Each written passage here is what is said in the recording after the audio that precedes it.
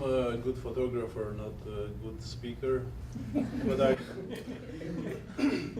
I'll try to do an introduction about a small country in Southern Europe called Kosovo. Albanians call it Kosova, and the Serbs call it Kosovo. It's just one letter, but it means a lot about local people. Local people don't want to hear about that letter O. Everybody wants letter A, but because Kosovo was part of Yugoslavia, and in that time was called Kosovo, it remained Kosovo, and it became a newborn country called Kosovo. Kosovo was part of Yugoslavia. Yugoslavia was a country of 24 million people living together, like United States with different states.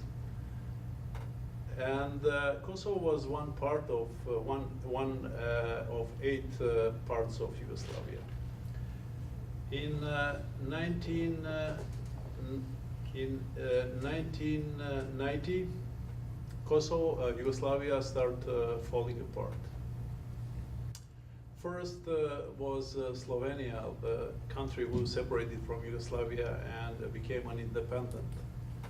Then after that, Croatia became a second country, independent from Yugoslavia. There was a resistance from Serbs, Serbia, as a main central state of Yugoslavia to not leave Yugoslavia fall apart and separate from its own country. After that, Bosnia separated, and Macedonia, Montenegro. The last one was Kosovo. Kosovo started the liberation movement in 1981 with demonstrations, massive demonstrations of students in Pristina, asking for human rights, for freedom of speech, for democracy, for other things they were missing at that time in Kosovo. The resistance turned into fighting for freedom in 1998. KLA started fighting back Serbia army, Serbia police, and in 1999 the situation got worse. From 2 million people in that time living in Kosovo, 1.3 million people left the country, and huge number of refugees were leaving Kosovo because of war situation. You probably remember the CNN news showing pictures from Kosovo, people leaving the country barefoot, hungry, thirsty, leaving their houses behind, burning, and looking for a new country. That's the time when I came to United States, and I was one of the refugees, and I was resettled in Connecticut. I became a young American. I started my new life in United States. I got my first job in 1 month. I was so lucky. My wife started working, and our kids started the school, and we were so happy that we have a country now. But Kosovo war ended in 1999. Thanking the US Army and NATO forces that stopped the genocide and stopped all the horrors of the war in Kosovo, and made possible the refugees to return back home. Most of the refugees returned to ruined Kosovo and started their life from beginning. trying to rebuild the houses, trying to make a living, doing all kind of jobs, and trying to build their future in a new liberated Kosovo. Kosovo became independent in 2008, declared its independence, and that's the time when Kosovo was born as a new country. Today is recognized by more than 120 countries, but is not still a member of United Nations, and is the youngest country in the world. Also, the population of Kosovo is very young. The average is about 25 years old. It's a young, dynamic population, thirsty for knowledge, thirsty for future. They appreciate freedom. They appreciate United States that helped Kosovo in any aspect to regain the freedom, liberty, and democracy. In 1999, with KFOR forces, U.S. Army was also stationed in Kosovo as a peacekeeping part of the KFOR. After I got my citizenship, I decided, because of my wife, she got hired by USAID in Pristina, and she decided that's better to go back, move, because of many reasons. I mean, temporarily. That's why my wife started to work for USAID, and I started to do different jobs. We went back to Kosovo because our parents were still alive, so we can live together, live close to each other, because family ties in Kosovo are very different.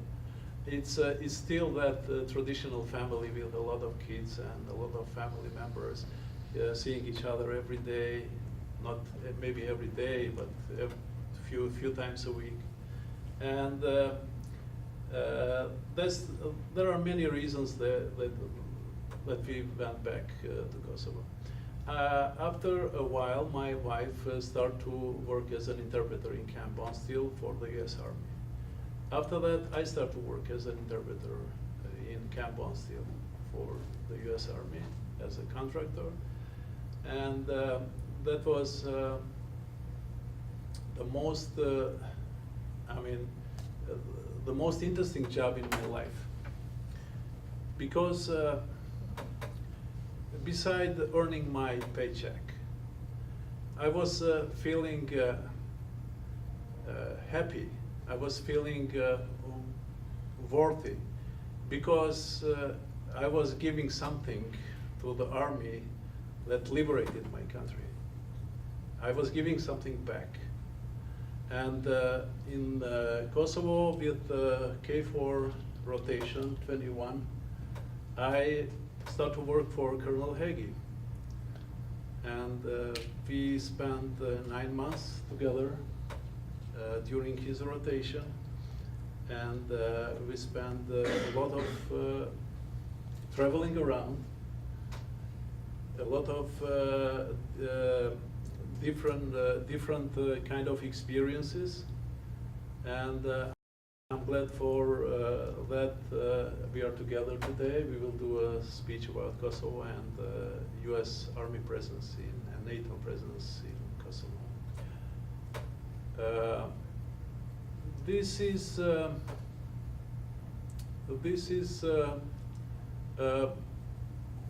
a situation where a newborn country is trying to get in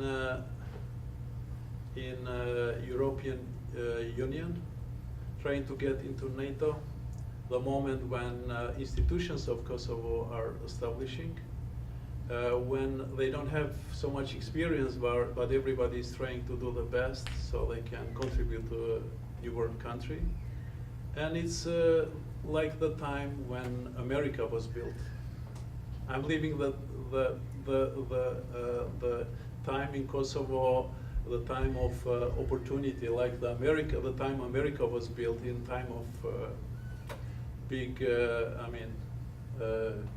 constructions, roads, factories, industrial explosion in America, and it's very interesting. I'm back to Findlay because of AJ, Andrew, because we met by coincidence. Colonel Hagy suggested that I can take few time and help AJ go around Kosovo and tell him, be like an interpreter and his guide. And we also had good time in 2017. It was a short trip. This is the story of tonight.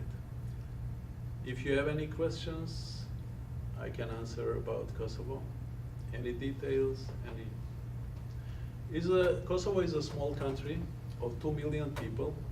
It's multi-confessional, multi-ethnic, and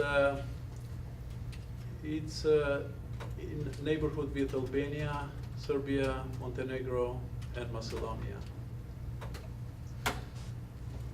Burim, talk about your experience in 1999, when just before the war was kicking off, and what you were doing, because you weren't just working a job, you were helping. Can you talk a little bit about that? I thought that was fascinating. When the war started, before I left Kosovo, I was working for National Rescue Committee, IRC. It's a United States humanitarian agency, helping people in Kosovo during the war with medicine, blankets, food. I was working as a driver and interpreter for them. So we were visiting many war-involved areas of Kosovo. Right after the bombing, right after the burning and attacks, and right after the military action, Serbian military action, we were going to the affected areas and supporting the population with medicine and food and shelter materials. So this is my first experience with the U.S. Organization. But my dreams about U.S. Takes origin much earlier when I was a high school student. I asked my mom to do me a pullover with U.S. flag, because I was living in Yugoslavia, that was like communist country, and not only but everybody's dream was to escape from Yugoslavia and go to West, go somewhere, escape, go to America. And the people who were running the country and leaving to United States were considered heroes in my town. We were all the time, mentioning people who escaped to United States and telling stories about them. I have a old house in Prizren. It's a Sultan town in Kosovo. In 1977, I was a freshman in high school. In that time, I built a small, space, a room for me. And in my room, I forgot to bring the pictures. In that room, I used to have posters of Rocky Balboa, Bud Spencer,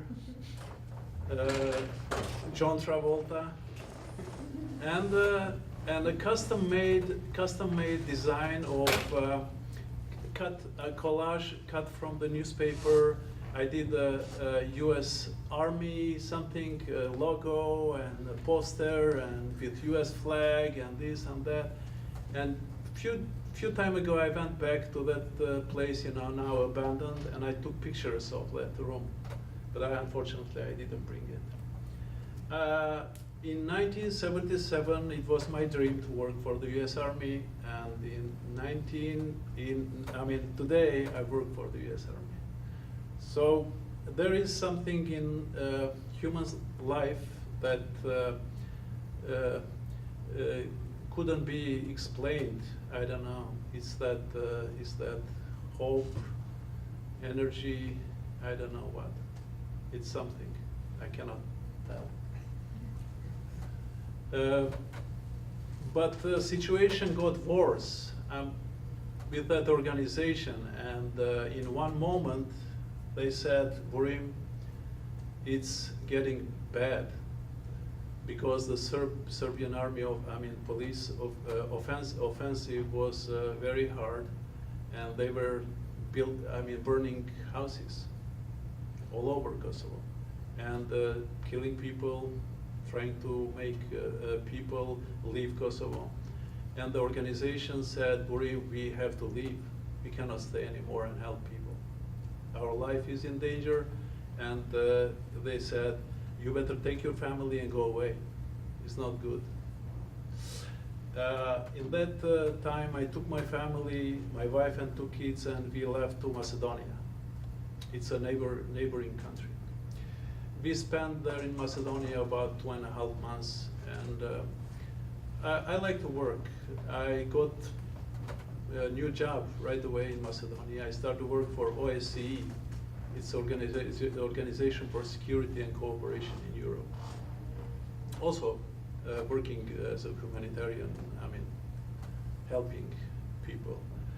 And after that, my wife aunt was living in Connecticut, and she suggested, like, I talked to my aunt, and she's telling us to come to United States and, not spend as a refugee, not stay longer in Macedonia. And my wife said, why don't we apply as a refugee to migrate to United States? I said, you know what, I don't want to leave Kosovo, but the war will end it soon, and this and that. I was trying to find excuses not to leave, but in last moment I said, you know what, let's go to United States and stay for 3 months. If we like, we stay longer. If we don't, we return if the war is over.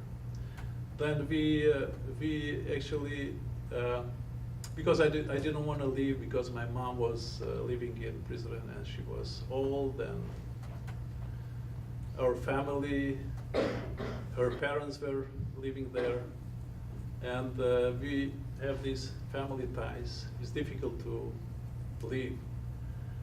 And then we decided to go to United States. The first impression I have of United States is people. We were resettled in Naugatuck, a small town in Connecticut. After a few days, our first neighbors start to come and visit us and tell us, like, hey, you from Kosovo? Yes, you're the first person in my life that I never seen Kosovo, because we know the war in your country was going, this and that. If you need something, we are here. You know what? We have some furniture if you want, We don't need. I have a car, if you want. I have an extra car. You have a driving license, or you? And in that way, our first impression was the neighbors welcoming us in that way. It was so emotional. And I decided, I said, I will never leave United States. But after a few times, we start paying bills. We start, traveling around, spending a lot of money. We couldn't save anything. We just want to see America. We went to the West Coast, went to Florida, took the kids to Disney World. And our relatives' kids, they were complaining. They say, hey, these refugees, they just came like 6 months ago, and they already going for vacation. We have this pizza place, we have a lot of money, we never take a vacation, And that's how we integrated in United States. And later I started to work for International Institute of Connecticut. It's like refugee resettlement agency in Bridgeport, Connecticut.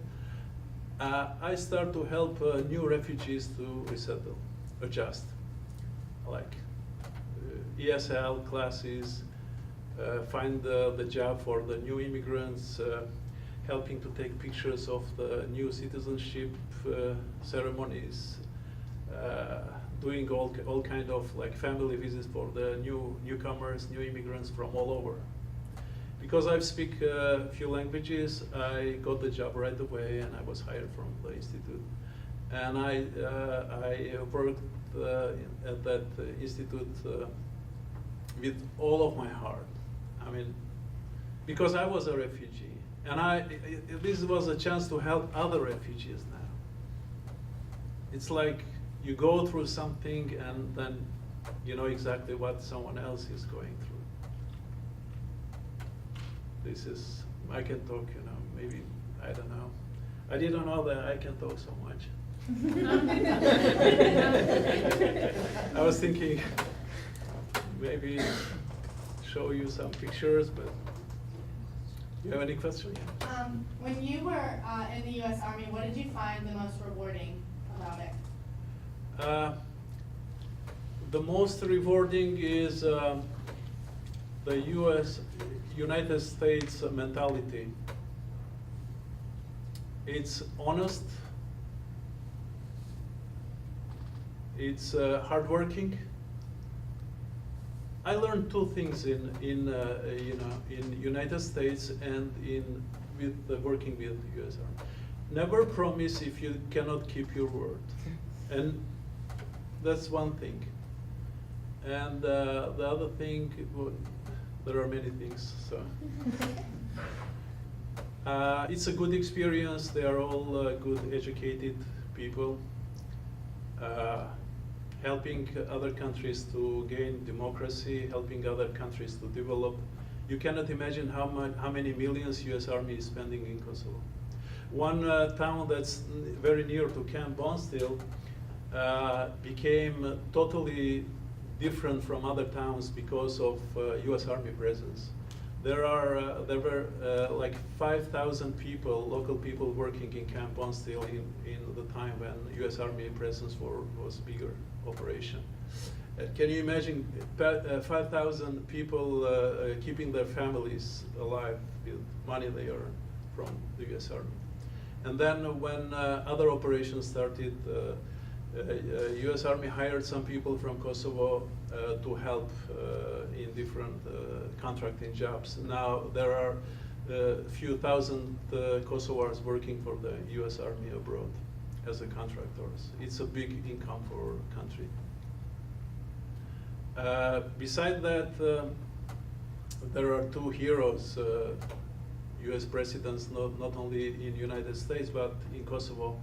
The first one is President Clinton, who stopped the war and genocide, saved people's lives in Kosovo. And the other president is President Bush, who made Kosovo become a newborn country, new country. These two guys and some other guys are heroes in not only United States, but in Kosovo. Madeleine Albright, Bob Dole, and countless senators, they were visiting Kosovo during the war, before the war, and after the war. So it's I can say Kosovo is maybe one of the most how can I say pro-Americans countries in Europe. It's a small country, a big problem.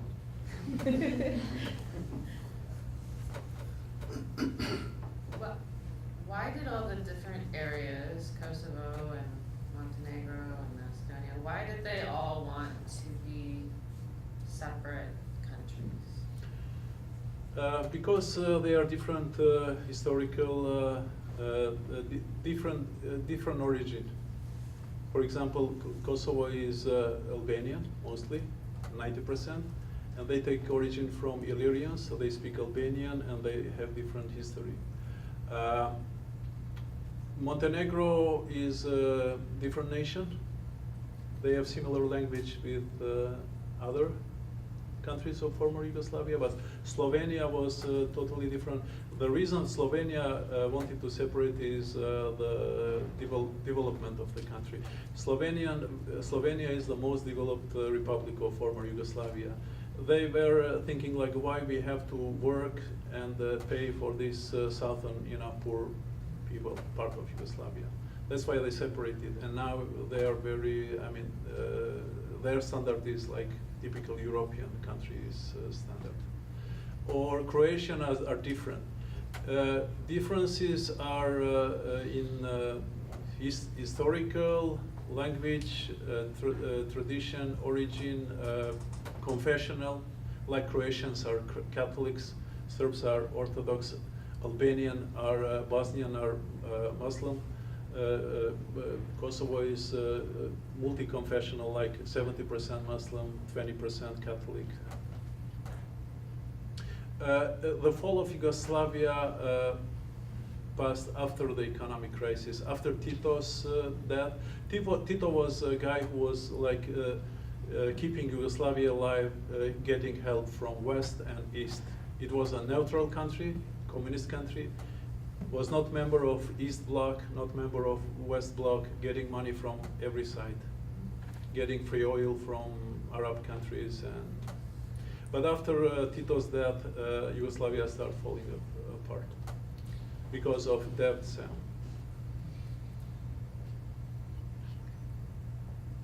I don't know if I'm not an expert for some other questions. That's my personal opinion. Where's Watterson when we need him? Yeah, what? You have any other questions? Or else? Yes? What religions are practiced the most in Kosovo? Can you repeat one more time? What religions are practiced most in Kosovo? What was that? Religions in Kosovo. Oh, religion, yes. Kosovo is, I can say, 70% Muslim, Sunni, and little Shia groups. I just haven't prepared the exhibition in the gallery about Shia rituals. 20% of the population are Catholics, Albanian Catholics, and 10% are different religion, Orthodox, Christians, or different. Kosovo was Christian until Ottoman Empire came and occupied Kosovo and converted people to Islam, like 500 years ago. And one of the heroes, Albanian heroes, is George Kastrioti Skanderbeu, who fought Ottoman Empire and who was protecting Christianity for 25 years. He resisted. But of course, it's a small population, small country, couldn't resist an empire like Ottoman Empire. You give up. Are they pretty tolerant of each other, or is Absolutely. there a lot of fighting? Absolutely. The highest tolerance I can say anywhere you can imagine is in Kosovo. It's a big tolerance between religions. It's next to Camp Bonstil, a city called Ferizaj. In Ferizaj you have a mosque and a church, neighbors, like close to each other, like I can say 10 meters. Yeah. And Albanians are not so fanatic in beliefs. They belong to Islam, but they don't practice. Most of them, they don't practice at all. And they like to drink. Especially, they watch soccer game, they drink beer.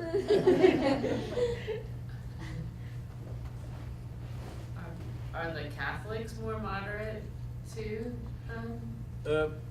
Catholic Albanian community is more traditional. They live in elevated areas of Kosovo where Ottoman Empire couldn't reach.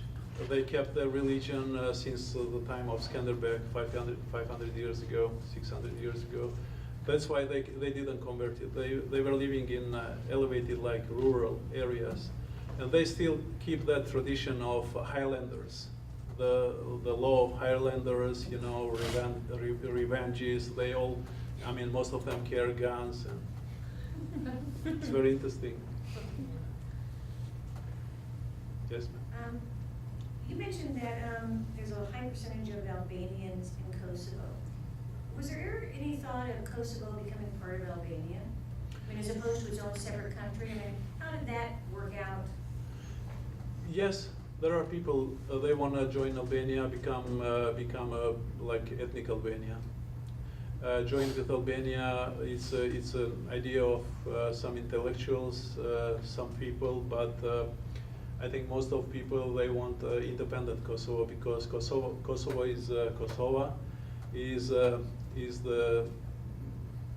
is a newborn country established as Kosovo, and everybody is supporting as a Kosovo, and United States is supporting as country, not with a newborn country, not with I mean, plans to join Albania, but even the origin is same. I mean, Albania and Kosovo population, they have almost the same origin.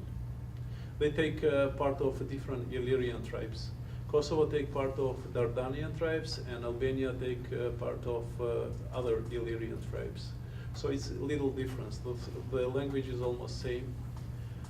It's like, how can I compare, like Ireland, Northern Ireland and Ireland, maybe. Okay. Thank you. But Kosovo's perspective is in independence, not to join and make a great Albania or ethnic Albania.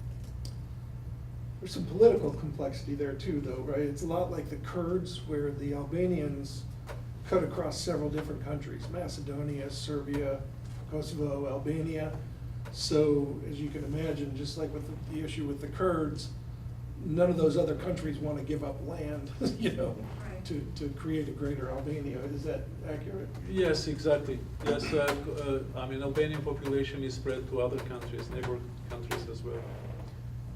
Macedonia and Montenegro, southern Serbia.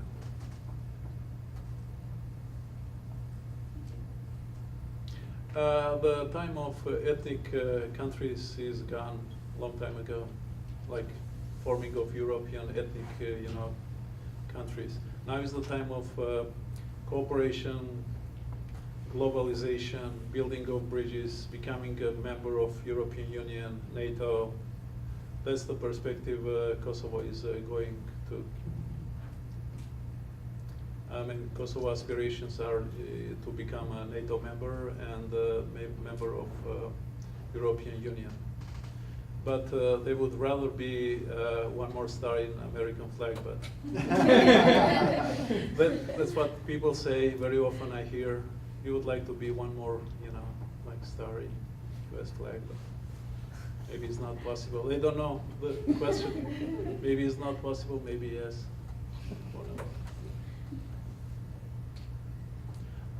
If you don't have any other questions, I would pass the microphone to Colonel Joe Hagy, my primary U.S. Army colonel.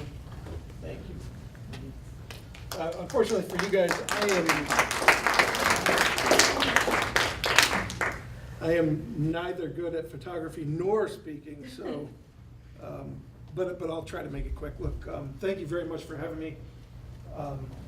There's nothing I can tell you about Kosovo that he couldn't, because that's where I learned it, right? Driving around in a car with him for 9 months. So what I thought I could do maybe is give you a little perspective on what we're doing there is the U.S. military and why we still have a presence there. I was saying at dinner that a lot of people might be asking themselves, why are we still in Kosovo? Like we were when we got our orders. A lot of us were still in Kosovo. But then I remembered, or I was reminded, a lot of you probably weren't even born when we went to Kosovo the first time. So we are still in Kosovo. You don't hear about it very much, and that's probably a good thing because the primary mission there is peacekeeping.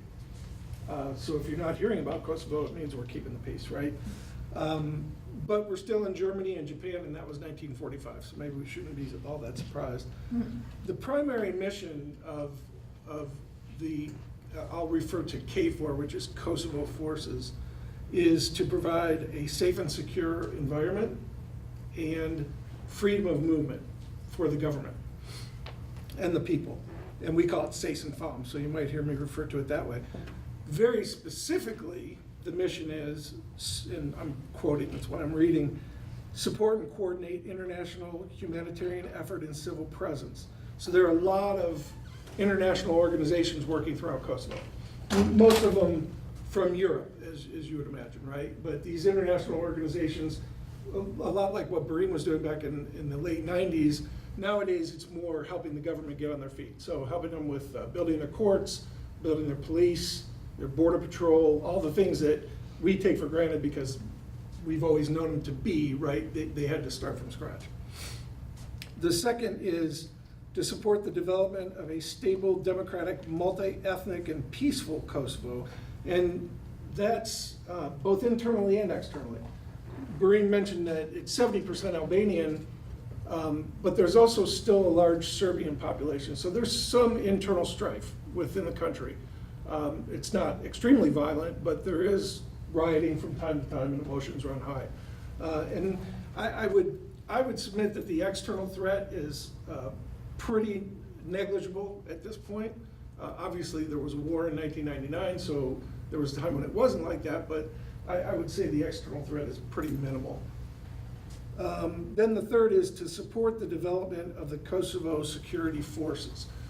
And again, that's the police, the border patrol. There's a Kosovo Defense Force. They don't have an army yet, so NATO, the US part of the NATO mission, is the defense of Kosovo. We are helping with the development of their army in ways such as training, best practices, how to develop a professional military. I was telling the folks at dinner, I was at a reunion a couple weeks ago, walking to the football game. This is at West Point, and a young cadet went pinging by me, and he had a flag of Kosovo on his shoulder, and it kind of caught my eye, so I ran him down, which I'm fat and old, that took quite a bit. And I said, dude, why do you have a Kosovo flag on your shoulder? He said, I'm from Kosovo. He was a Kosovo Albanian. We have 4 or 5 cadets at West Point right now, or Kosovo does. And that's just an example of the kind of way that we're helping develop the country. So this all probably sounds pretty boring, right? And dry. I'm going to do a Brett Kavanaugh here. And it is. You know, if you compare it to like Afghanistan or Iraq,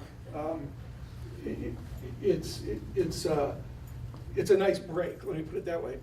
But the soldiers are busy. The soldiers that you guys have, maybe friends that went on the deployment a couple years ago with us.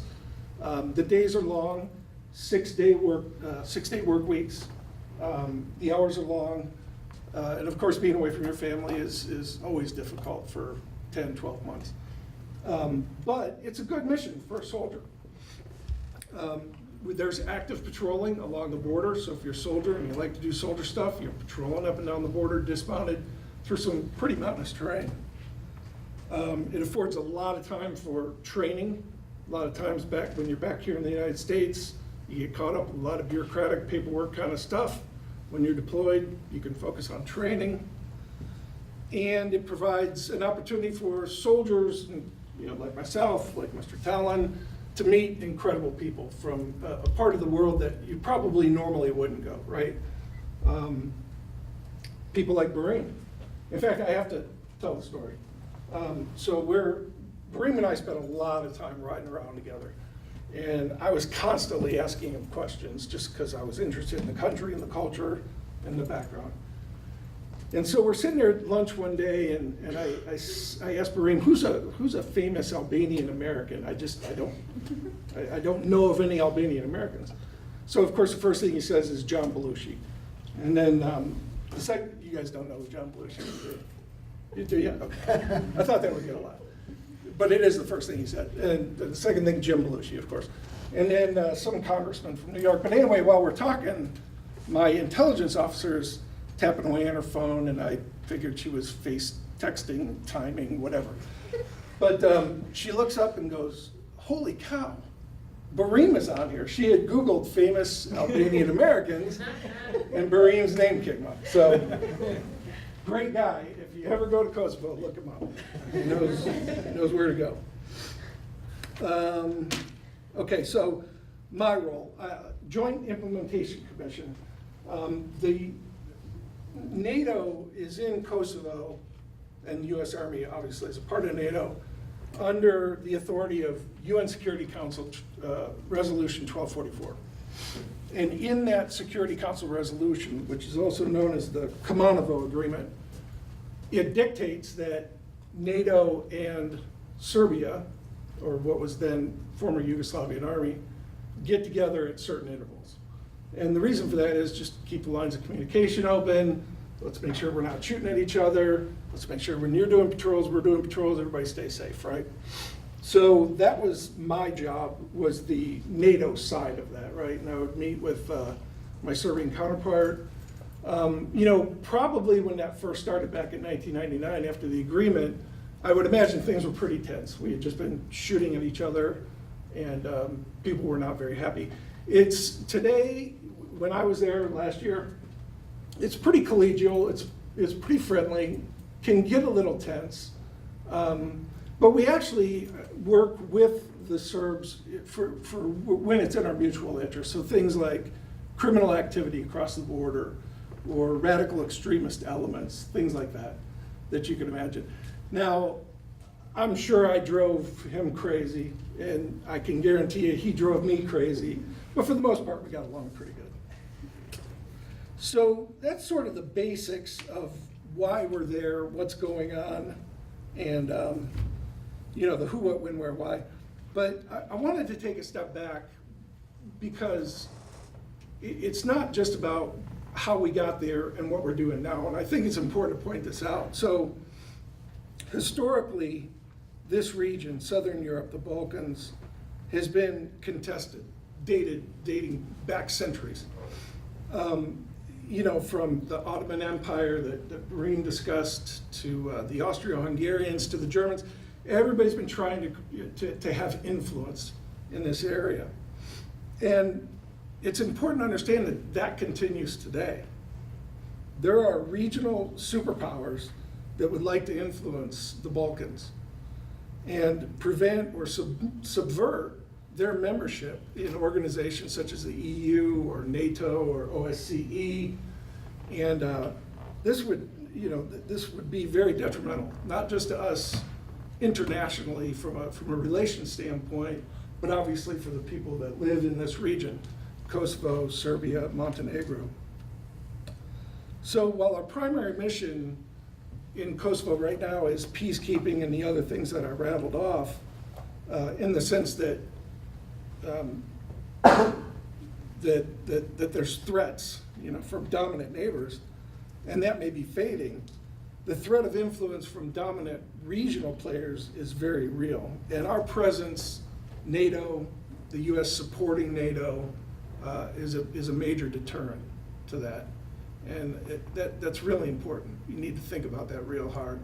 I don't think I need to name the names of the regional players that could have a really detrimental effect on Southern Europe if we weren't there. So that's all I had. Are there any questions? Did I put anybody to sleep? Joel, you want to talk about these photographs at all? Oh, not really. So remember I told you we have by the UN Security Council Resolution 1244, we had to meet with the Serbs. It was all very, very formal. So you can see, name tags and one person speaks, the other person speaks. I'm not used to that. I was more of a soldier, but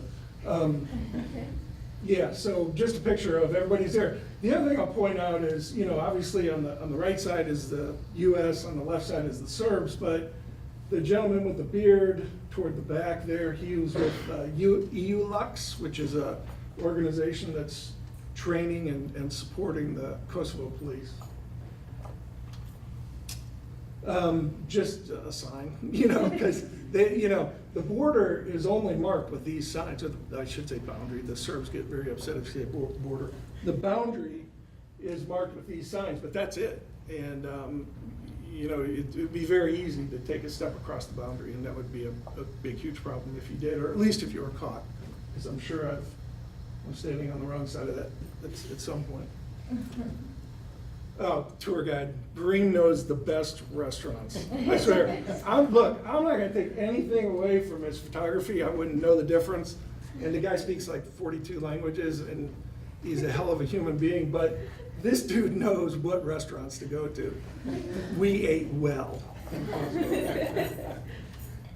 I had to throw this in here for Burim. I can't believe you didn't talk about Prizren. He's like, do you guys remember Cheers? You remember that TV show? He's like, you go to Prizren with Burim, it's like Norm walking into the bar of Cheers. Everybody knows it. This is a big city. You're walking through downtown. Burim, how you doing? Burim, hey, Burim. People yelling out the window, hey, Burim. It's actually a beautiful town, and I think Burim told me one of the reasons he speaks so many languages is that they speak, 4 languages in Prizren? Yeah. Turkish, Albanian, Turkish, Albanian, Bosnian, and Serbian. Bosnian and Serbian. Yeah, it's an incredibly international, multi-ethnic city and beautiful, as you can tell. I threw this in here. This was really cool. Once again, Burim hooked us up. So picture it's 1840, and you go to Mount Vernon, and you get to meet George Washington's son, right? How cool would that be? So Burim took us to the town where one of the founding fathers of Kosovo, Adam Jashari, the airport's named after him, took us to the town. There's a big memorial there, as you can see. But as we're walking around looking at all the different things, Burim goes over, because Adam Jashari's family still lives there, goes over, knocks on the door, tells them U.S. military's here, acts like Colonel Hagy's a big deal, which he's not. Dude invites us in, we sit down and have tea with Adam Jashari's son and nephew. It was, and there's the picture of it. Absolutely incredible. I know it sounds stupid, but it was very incredible. Like I said, put yourself in 1840 and you're having tea with George Washington's son. That was it, I think, right? Any questions? Yes, ma'am. Do you anticipate the U.S. Armed Forces being in Kosovo for longer? I mean, for much longer, or do you guys anticipate them forming up their forces pretty, not rapidly, but relatively quickly, and how much more help? Yeah, it's a great question. It's actually 2 separate questions, if you don't mind, because the fact that we still have forces in Kosovo is a bit of a political issue, right? It costs a lot of money. Other countries have pulled out. Great Britain pulled out a couple years ago.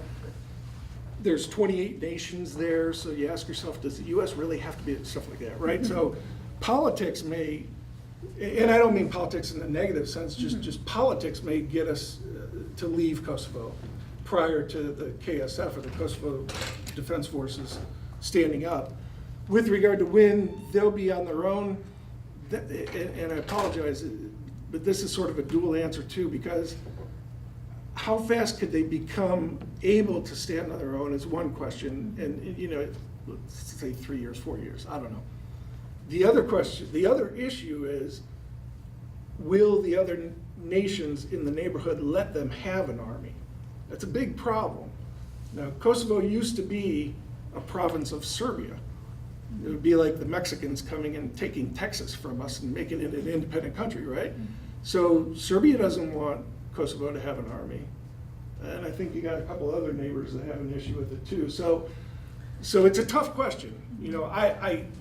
I would say they would be able to have their own army in a couple years. I would hope that we would continue to value the presence of the U.S. in that region.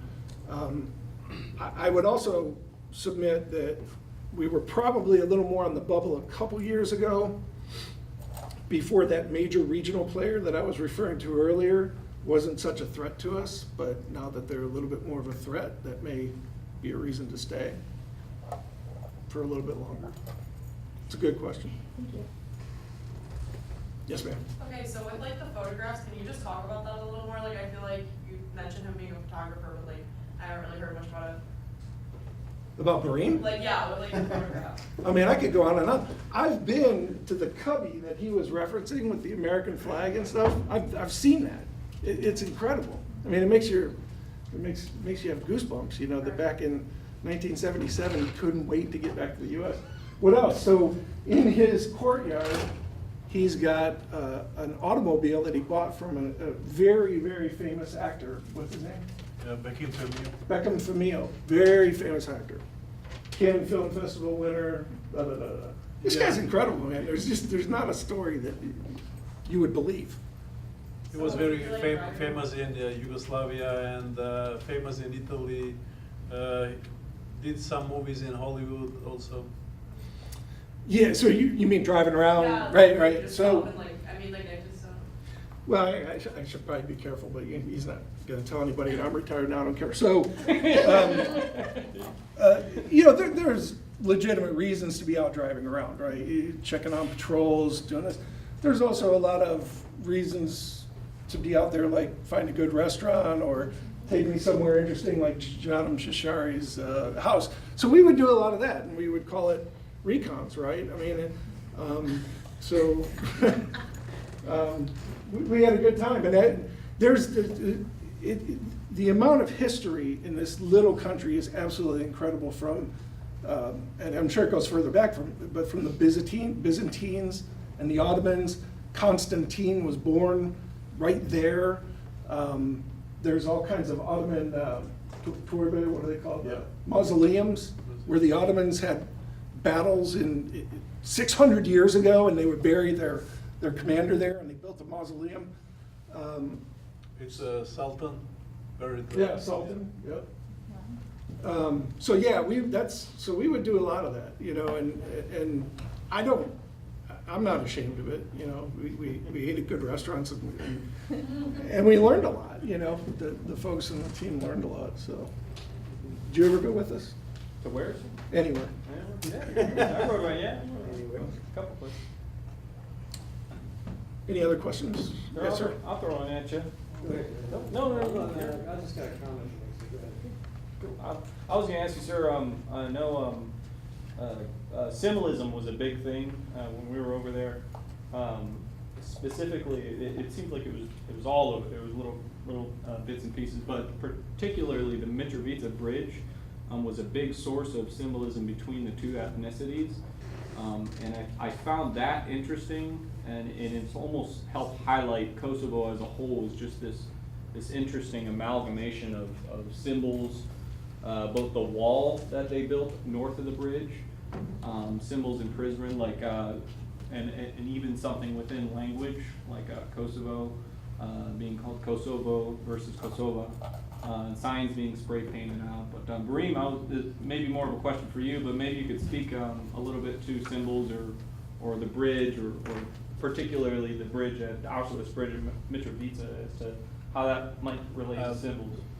Yeah, people are never guilty for these conflicts. Politicians, so they always make wars, and people suffer.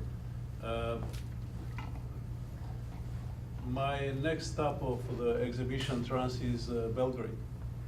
I will move this exhibition to Belgrade end of November, because I used to have friends. I still have friends, Serbian, living in Kosovo and Serbia, and we have our relations not affected by 100 wars in between two countries. And the Prizren, for example, it's a multi-ethnic, multi-confessional. They don't have any barriers listening to each other languages, and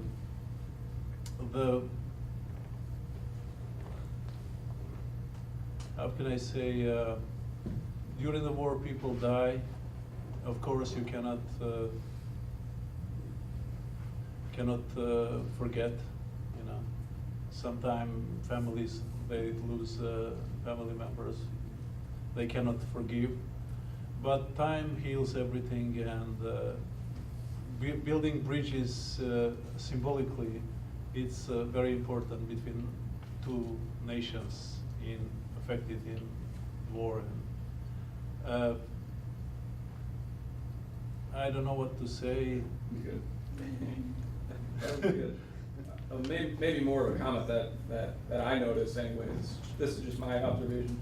I had the privilege, the very, very lucky privilege to serve with these two gentlemen in that same unit for 9 months over there. And one thing that struck out to me big was symbols everywhere, and how that would reflect in the media. And Kosovo really highlighted and can be used almost as an example of the impact of symbols elsewhere. The newborn sign in Pristina, yes. That was a representation of Kosovo being born. The sign came up in 2008. Yeah. And then conversely, the opposite sign, the missing sign. Missing sign. In where was that? In Gračanica. Gračanica, yes. I thought that was interesting. Yeah. And Russell is an impressive friend. He learned Albanian in 2 weeks. He could communicate the third week in Albanian. Did you have a question, sir? I wish we have more soldiers like Russell. Yeah, I was just gonna say, in terms of the pictures, one of the reasons Burim is so famous over there is for his photography. He's extremely well-known photographer. And he has his photograph in the Lay Gallery right now, of whirling dervishes. So- Whirling dervish, if you don't know what that is, just come over and take a look. And then Burim will be doing an artist walk tomorrow night, starting at 6:30 in Pfeiffer, in the Gardner Fine Arts Pavilion, GFAP. So it's open to everybody. 6:30 to maybe 7:15-ish, and then immediately, actually starting at 7, is a reception for him. Free food, good food. And just come and, mingle, don't stay for the whole time, but just come, come at 6:30 if you want to hear the artist talk, and then anytime from 7 to 8:30 for the reception. So the rolling dervishes are in Moscow? Well, Mazda and, of course, the art department are the same building. Okay. So Lay Gallery is on the same side that Mazda is. But you'll see the two posters with, on the walls and big letters, Lay Art Gallery. Yep, just come over there. Thank you, Professor Cunningham. But in Kosovo, it's not difficult to become famous. you just corrupt, Wikipedia or. Well, when AJ he said, "Hey, I met this photographer over in Kosovo, right?" But, Okay, he's got a website. Oh, okay, so I got his website, looked at your work, and I said, oh yeah, we got to have him, we can get him over here. the corruption is so high in Kosovo. Everybody became an expert for corruption. So, thank you, sir.